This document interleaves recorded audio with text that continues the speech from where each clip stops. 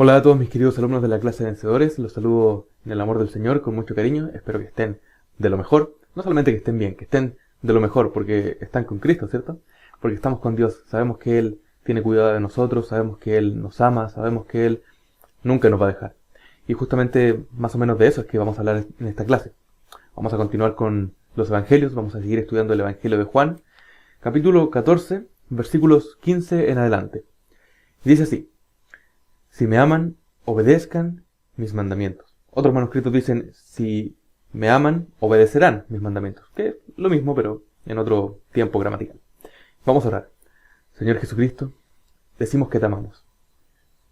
No solamente nos dejes decirlo, sino ayúdanos, Dios, a demostrarlo mediante nuestras acciones, obedeciéndote. Y no solamente obedeciéndote físicamente o cuando nos vean, sino disponer nuestros corazones a tu servicio. Obedecerte, hacer lo que tú nos dices que hagas porque realmente queremos hacerlo, porque realmente tenemos una relación íntima contigo. En el nombre de Jesús, Señor mío, háblanos, ilumínanos, Espíritu Santo, para poder entenderte. Amén. Si me aman, obedezcan mis mandamientos. En sí mismo eso ya parece más o menos un mandamiento, aunque es más bien una relación de causa y efecto. Si me aman, entonces esta será si me aman, este será el efecto que se produzca. Van a obedecerme. No es que por hacer las cosas que dice la Biblia, en consecuencia lo vamos a amar, sino que como lo amamos, vamos a hacer lo que la Biblia nos dice. Hay mucha gente que cumple los 10 mandamientos, que no roba, no mata, no da falso testimonio, etc. Y podríamos decir que están obedeciendo la palabra de Dios, los 10 mandamientos. Pero esas personas no necesariamente aman al Señor, no necesariamente lo hacen o dejan de hacer ciertas cosas porque quieren agradar a Jesús, sino simplemente no las hacen o, si es activo, lo hacen. Pero les dije cuando estaba saludándolos que esta clase más o menos se va a tratar de que el Señor nos ama y está siempre con nosotros. Veíamos un par de clases atrás que los discípulos tenían que aprovechar de estar con el Señor en el poco tiempo que les quedaba. Que Jesús les decía, van a tenerme un poco más de tiempo y pronto no van a poderme encontrar. Y sabemos que es porque tenía que morir y después ascender al cielo y después no volver más como una persona, como un humano. Lo iban a tener un poco de tiempo con ellos y luego no más. Había que aprovecharlo. Y ahí les escribí en el video una cosa que olvidé mencionar grabándome, pero de todas formas lo pude escribir, que eso pareciera que no está dirigido a nosotros porque nosotros nunca tuvimos a Jesús como una persona humana junto a nosotros, como para aprovecharlo antes de que se fuera. Nosotros vivimos 2000 años casi después de eso. Pero que de todas formas aplique en cierto aspecto, y es de eso de lo que vamos a hablar en este momento. Que si me aman, sigan mis mandamientos o obedézcanlos, viene como una condición a lo que dice después, que es: y yo le pediré al Padre, y Él les dará otro abogado defensor, quien estará con ustedes para siempre. Me refiero al Espíritu Santo. Se refería al Espíritu Santo el Señor. Y eso es lo que yo les escribía en esa oportunidad, en esa clase. Si bien nosotros no estuvimos con la persona humana de Jesús como para aprovecharlo antes de que se fuera, ahora tenemos al Espíritu Santo. Y es al Espíritu Santo quien tenemos que aprovechar antes de que sea quitado cuando el Señor venga por su iglesia. Es decir, tenemos que aprovechar el tiempo siguiéndolo, agradando al Señor, siendo buenos cristianos, para poder irnos con el Señor en lugar de quedarnos aquí y ya no tener más al Espíritu Santo. Pero eso es el final, es contarles el final. Vamos al principio, a la promesa del abogado defensor o del consolador, que es el Espíritu Santo. Si me aman, guarden mis mandamientos, obedézcanlos. Es una condición para el consuelo que el Espíritu Santo da. Porque no podemos esperar recibir el consuelo del Espíritu Santo si no es por otra vía que la de cumplir nuestro deber como cristianos. Un ejemplo bien extremo: sabemos que desde los principios de la Iglesia los cristianos han sufrido mucho por persecución, fuera de parte de la gente común y corriente, fuera de parte del Imperio Romano o de cualquier reino, cualquier poder político que no le agradara al cristianismo. Y no era solamente que no los dejaran predicar, sino también el que les hicieran daño físico, los encarcelaran, los mutilaran, los quemaran, etc. Esta gente, por supuesto que como ustedes y como yo, eran personas normales, con miedos, con preocupaciones. Pero tenían un consuelo que venía del Espíritu Santo. Precisamente porque estaban cumpliendo con el deber que tenían como cristianos, de predicar la palabra. Pero si a una persona la van a enjuiciar y la van a meter presa, o la van a quemar viva, o hacerle cualquier daño físico por una razón distinta, no creo que esté demasiado tranquila. Si a una persona, antiguamente en diversos lugares, si alguien robaba, les cortaban los dedos o las manos. La parte de su cuerpo con la que cometieron un crimen les era arrebatada. Y estoy seguro que esas personas, si habían cometido un robo, o un asalto o algo así, no estaban muy tranquilas de saber que si los atrapaban les iban a cortar una parte de su cuerpo. No tenían ningún consuelo, porque estaban haciendo algo malo, porque no estaban haciendo lo que el Señor quiere que hagamos las personas. Pero un cristiano, por predicar la palabra, si van a hacerle daño a su cuerpo, está tranquilo porque tiene al Consolador, al Espíritu Santo, y porque, sea cual sea el daño que le hagan a su cuerpo, su alma no sufrirá daño. Era un tiempo difícil el que iban a pasar los discípulos después de que partiera el Señor. Estaban preocupados por lo que iba a pasar con ellos. Ya no iban a tener a su amigo, a su maestro con ellos. Y es por eso que Jesús les promete que vendrá el Espíritu Santo, para que estén tranquilos, para que sepan que aunque Él como humano se va, viene el Espíritu Santo. Y les dice que si querían mostrarle que lo amaban, siguieran obedeciendo sus mandamientos, porque Dios seguía con ellos. El Espíritu Santo también es Dios, y seguía con ellos. Eso respecto del versículo 15, aunque también leí el 16 y parte del 17 para explicar de qué se trataba esta condición de amarlo y seguir sus mandamientos. Pero ahora centrémonos más de lleno en esos dos versículos de los cuales ya leí un poco. Jesús promete que vendrá el abogado defensor, o el consolador, o el alentador, o el consejero. Muchos nombres tienen. En griego la palabra es parakletos, cuya traducción literal no es simplemente una palabra o dos, sino es uno que es llamado para que venga al lado, y que tiene diferentes funciones, que viene al lado de uno para ayudarnos en una situación de aprieto, para instruirnos, para consolarnos, como dice el nombre tan conocido, consolador, para amonestarnos, es decir, reprendernos en ciertos casos, recordarnos algunas cosas, iluminar nuestros ojos, iluminar nuestro corazón. Cosas que ya hemos hablado muchas veces que hace el Espíritu Santo. Tanto las decimos en oraciones, como también las hemos dicho en algunas clases. Y es interesante que esta palabra siempre la usa Juan. No se encuentra en la Biblia Paracletos, sino es de la mano de Juan. Y en una de ellas, Juan se refiere a Jesús. Se refiere a Jesús como nuestro abogado ante el Padre. Por lo que se refuerza lo que les venía diciendo, de que si bien Jesús como humano ya no estaba aquí en la tierra, ya no estaría más, y él era un abogado en sí mismo, el Espíritu Santo también es nuestro abogado, y no es menos que Jesús, tampoco es más. Ambos son Dios. Lo mismo que Jesucristo hacía con sus discípulos aquí en la tierra, cuando estaba aquí en forma de hombre, lo hace el Espíritu Santo con nosotros, hoy en día. El versículo 16 dice, yo le pediré al Padre. En otras versiones dicen, yo le rogaré al Padre que les envíe el Consolador, el Espíritu Santo. Y alguno podría tomar esto como que quizá el Padre no tenía muchas ganas de enviar al Espíritu Santo para consolarnos, para que estuviera con nosotros cuando Cristo subiera al cielo. Como que Jesús hubiera tenido que arrodillarse ante el Padre para decirle, por favor, Padre, envíaselos, por favor cambia tu opinión.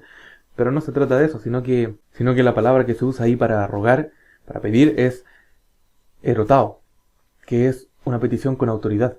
Entonces no es que el Padre no quisiera darnos el Espíritu Santo, sino que la autoridad de Jesús es la única que puede entregarnos a este Consolador. Pero no dice solamente eso, dice, quien estará con ustedes por siempre. Y eso es lo que les decía al principio de la clase.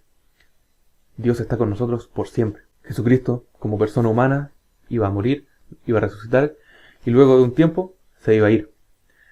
Pero Dios, en forma del Espíritu Santo, seguiría por siempre con nosotros. Durante toda la vida de un creyente, el Espíritu Santo estará con él. Y durante todo este tiempo, desde el siglo I después de Cristo hasta el día de hoy, 8 de agosto del 2021, a ningún miembro de la Iglesia le ha faltado el Espíritu Santo. Siempre ha estado aquí, siempre ha estado con nosotros. Es eterno. Dios es eterno. y su consuelo también lo es. Y el Espíritu Santo está ahí siempre con nosotros. Siempre está ahí, dispuesto para consolarnos. Y el versículo 17 dice, me refiero al Espíritu Santo, ya lo habíamos leído, quien guía a toda la verdad. En otras versiones dicen el Espíritu de verdad. El mundo no puede recibirlo porque no lo busca ni lo reconoce. Pero ustedes sí lo conocen, porque ahora Él vive con ustedes y después estará en ustedes. Hay muchas cosas que decir acerca de este versículo, que es de hecho el más largo que hemos leído, de estos tres. Primero, lo que venía diciendo desde el principio, más o menos después de que terminé de orar, ya vengo diciendo esto, que el Consolador que promete Jesús es el Espíritu Santo. Me adelanté un poco, no lo decía todavía, pero había que entender unas cosas, así que me vi en la obligación de decirlo. Eso es lo primero, es el Espíritu Santo. Y por lo tanto, el consuelo que da este Consolador es un consuelo espiritual. La defensa que ofrece este abogado defensor es una defensa espiritual. El aliento que ofrece este alentador es un aliento espiritual. El consejo que ofrece este consejero es un consejo espiritual. Siempre es espiritual. Esa es la forma en la que lleva a cabo su obra el Espíritu Santo. Segundo, es el Espíritu de verdad, como decía. En otras versiones aparece así. Y no solamente se refiere a esto a, como dicen diversas partes de la Biblia, que Jesús es la verdad, que Dios es la verdad. No se refiere solamente a que el Espíritu, como es Dios, es también la verdad misma, sino que se refiere a que Él nos guía, como decía en la versión NTV, nos guía a toda verdad. Él es la verdad, por una parte, por otra nos conduce a la verdad, y dividiendo eso, a veces actúa por sí solo en nosotros, nos da a entender cuál es la verdad, y otras veces, así como actúa en mí, también puede actuar en otro. Y no solamente para darle la verdad también a ese otro, sino para guiarme a la verdad a través de ese otro. Tercero, decía aquí al final algo muy bonito, que nosotros lo conocemos y Él vive con nosotros y estaría en nosotros. Pero dice algo un poco tenebroso, y es que el mundo no puede recibirlo, porque no lo busca ni lo reconoce. El mundo no puede recibirlo. Aquellos que no desean estar con Cristo, como veíamos algunas clases atrás, aquellos que no desean conocer la verdad, aquellos que no desean que sus ojos sean abiertos, aquellos que no desean tener una comunión con Dios, no pueden recibir el Espíritu Santo. No pueden, porque el mundo ama al mundo, no ama a Dios. No pertenecen al reino de Cristo. Es un poco fuerte, pero si no pertenecen al reino de Cristo, a lo que siguen es a las tinieblas, a la maldad, a la oscuridad. Aunque parezcan buenas personas, aunque sean buenas personas, si no son cristianos, no pueden recibir el Espíritu Santo. Si no se acercan a Dios, no pueden recibir el Espíritu Santo. Y por supuesto, como no lo buscan, ni lo reconocen y no pueden recibirlo, tampoco obtienen su consuelo, ni su defensa, ni su aliento, ni su consejo. Es más, si nosotros, que sí tenemos al Espíritu Santo, cuando tratamos de dar este consejo, aliento, defensa, consuelo espiritual, que dijimos que es netamente espiritual, lo que hace el Espíritu Santo, cuando tratamos de darle esto a aquellos que pertenecen al mundo y no a Dios, les parecen locuras. Si yo digo que el Espíritu Santo me habló, si yo digo que el Espíritu Santo me dijo que hiciera esto o aquello, la gente va a tomarme por un loco. La gente va a pensar que estoy rayando la papa. La gente va a pensar que estoy hablando con un amigo imaginario o que simplemente estoy justificando mi actuar con una religión. La gente no va a decir, el Espíritu Santo te dijo. El Espíritu Santo es real. Nosotros lo sabemos, porque somos cristianos, porque lo conocemos, porque lo buscamos. Y para nosotros es tan real decir el Espíritu Santo me dijo como cuando yo digo mi hermano me dijo, o mi papá me dijo, o mi amigo me dijo. El Espíritu Santo me dijo. Pero para ellos es muy diferente decir mi mamá me dijo a decir el Espíritu Santo me dijo. Es como que fuera un fantasma. O algo imaginario. Para ellos es una locura. Y aquí quiero hacerles una pequeña advertencia. No que estén haciendo algo malo.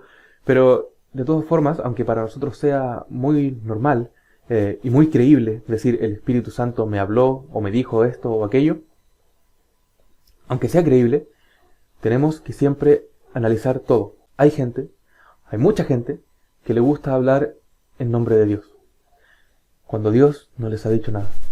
Y eso no es algo nuevo, es algo que viene desde hace mucho tiempo y en varias partes del Antiguo Testamento se advierte de estas personas, que lo único que buscan es su propio beneficio, es sacar provecho de las situaciones usando el nombre de Dios. Tengan mucho cuidado. es difícil a veces. A veces uno no quiere creer que la otra persona está mintiendo. A veces uno no quiere desacreditar las palabras de otro. Pero no crean a todos los que dicen Dios me habló o el Espíritu Santo me dijo. No todos han escuchado su voz y están hablando de su parte para su propio beneficio. Y si tienen dudas sobre esto, y si no saben diferenciar entre una verdad y una mentira, no se preocupen, no es un problema que tengan ustedes. Pero siempre, primero vamos a la Biblia. Si lo que esa persona dice que Dios le dijo se contradice o va en contra de algo que Dios dice en la Biblia, no es verdad. Y si es algo que pudiera llegar a ser verdad porque no hay contradicción alguna con la palabra, entonces simplemente, si tienen dudas, díganle a Dios, Señor, Espíritu Santo, si tú dijiste esto, confírmamelo. Y a veces la confirmación no es inmediata, no vamos a escuchar una voz en nuestro oído que diga, sí, es verdad, o no, yo no dije eso. A veces la confirmación se da con el tiempo. Si lo que la otra persona dice era cierto, de verdad venía de Dios, entonces así va a ocurrir. Y si no, entonces no era Dios. Cerramos ese paréntesis, esa advertencia que es muy importante que tengan bien presente. Y por último, esto de que el Espíritu Santo sea Espíritu de verdad al cual nosotros conocemos, es importante porque decía al final, ahora vive con ustedes y después estará en ustedes. El versículo 16 decía, el abogado defensor, quien estará con ustedes.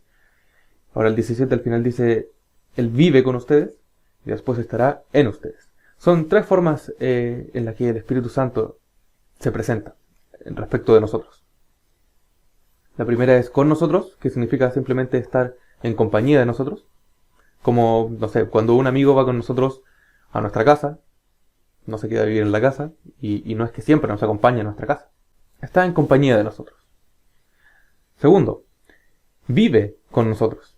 Ya no es simplemente que esté cerca, ya no es simplemente que nos haga compañía, sino que vive con nosotros. Siempre está al lado nuestro.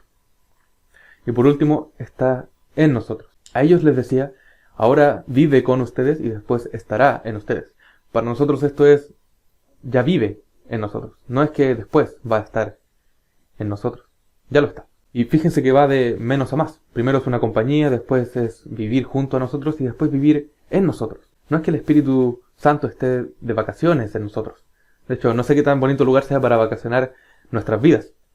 Usualmente cuando el Espíritu Santo viene a vivir en nosotros, no es un lugar muy bonito, sino un lugar bastante sucio, que debe ser limpiado por Dios. No está de vacaciones. Viene a vivir, como decíamos hace rato, permanentemente en nosotros. Y trabajará constantemente en nosotros para santificarnos, para hacernos aptos para que Él viva aquí. Debemos ser conscientes de que el Espíritu Santo está en nosotros y actúa en nosotros. Yo sé que es difícil hablar de cosas que no vemos.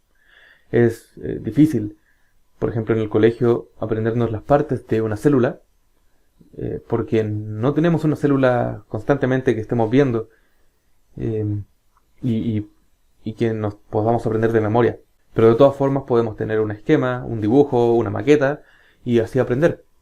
Con el Espíritu Santo no podemos hacer esto. Y si es difícil aún con una maqueta aprendernos las partes de la célula, todavía más difícil es hablar del Espíritu Santo que no tenemos nada físico para poder verlo y memorizarlo. Es difícil hablar de cosas que no vemos. Siempre lo va a hacer. No significa que sea menos creíble para nosotros que sí buscamos a Dios. Pero es difícil hablarlo. Es difícil hacer una clase de esto, es difícil explicarle a un compañero que no conoce de estas cosas, como ya decíamos, parece una locura. Es difícil, pero el mejor conocimiento que podemos adquirir del Espíritu Santo es la experiencia propia que vivamos con Él. Como decía, Él vive en nosotros. Seamos conscientes de que vive en nosotros, comuniquémonos constantemente con Él, tengamos una experiencia íntima con Él. Démonos cuenta de lo que hace por nosotros, de lo que hace en nosotros. Seamos conscientes cuando nos equivocamos y entristecemos al Espíritu Santo. Sintamos también esa tristeza y pidamos perdón entonces por contristarlo. Y seamos conscientes de que no se marchará si se lo pedimos. Es difícil hablar de estas cosas, pero creo que vivirlas es más fácil. Lo primero que hablábamos era acerca del Consolador. Y tengamos en claro que no hay consuelo mayor que el Espíritu Santo nos puede dar. Tengamos en claro que no hay una defensa mejor que la que el Espíritu Santo nos da ante el Padre. Tengamos en claro que esta acción espiritual, en todas las cosas que hace el Espíritu Santo por y en nosotros, es lo mejor que podemos recibir. Vamos a orar. Señor Jesucristo, prometiste que el Espíritu Santo viviría en nosotros. Ayúdanos a vivir una experiencia real contigo mediante este Espíritu Santo que prometiste. Ayúdanos, Señor mío, a comprenderte mejor mediante nuestra propia vida. No solamente a través de libros, a través de explicaciones teológicas, sistemáticas, sino, Señor mío, a través de nuestra propia experiencia. Ayúdanos a comprenderte mejor para poder agradarte más. En el nombre de Jesús te ruego que nos ayudes a tener la certeza de que siempre estás con nosotros, de que nunca nos abandonas y a no abandonarte a nosotros mismos. Ayúdanos, Señor Jesucristo, a buscarte a ti siempre, a buscarte a ti primero sabiendo que eres el que siempre está dispuesto a ayudarnos y el que siempre tiene una solución, el que siempre tiene un consuelo y una palabra de aliento. Espíritu Santo, te amamos, vive en nosotros, guíanos a la verdad, guíanos por el buen camino, guíanos por el camino recto que nos lleva a la meta que tanto anhelamos. En el nombre de Jesús, amén. Nos vemos.